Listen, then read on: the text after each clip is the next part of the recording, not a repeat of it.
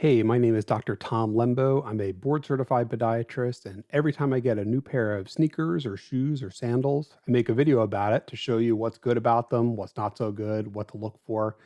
Today I have the Adidas Ultraboost 21, so let's check them out. If any of my patients are watching right now, they know the first thing I do when they bring me a new pair of shoes to evaluate is look at the heel counter, which is this piece of plastic in the back here.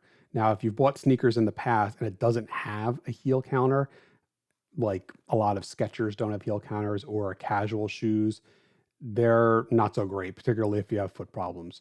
This heel counter works to grip the back of your heel and keep it in place when you walk or stand or run. If you don't have this, your heel rotates back and forth when you do those activities, and that puts strain on everything downstream of your foot, the plantar fascia, the top of your foot, bunions, hammertoes, so on and so forth. So these have a pretty decent heel counter.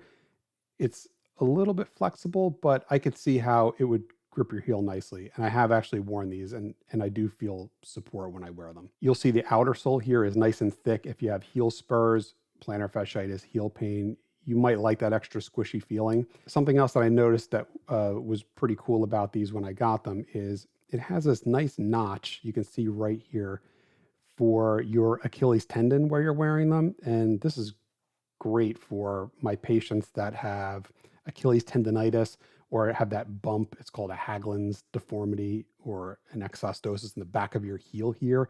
And it's very hard to find shoes if you have that bump behind your heel.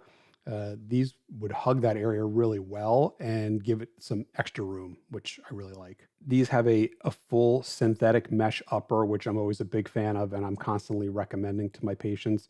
There's no trim, hard plastic trim anywhere that's going to push on any deformity that you might have, bunions, hammertoes, Taylor's bunions. You can see here, this is all a nice, soft, stretchy upper.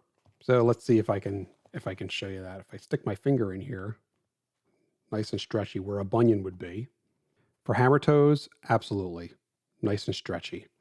I will note that there are plenty of shoes out there with a full synthetic meshy upper. These, if you look from this direction, are cut a little bit thin. So even though they do stretch and they're soft, if you have a really severe hammer toe, these might not be high enough for you. Many of my patients have that painful bump on the top of the foot that sometimes is diagnosed as a ganglion, but it can also be like an arthritic lump on the top of the foot. So it's important to have also a stretchy upper on the top here that you can adjust based on where you lace the shoe.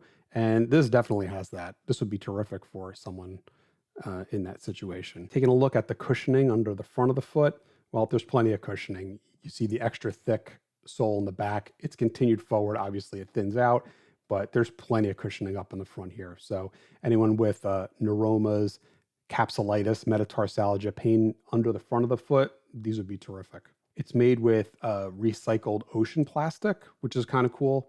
I don't know which part of the shoe is made with ocean plastic.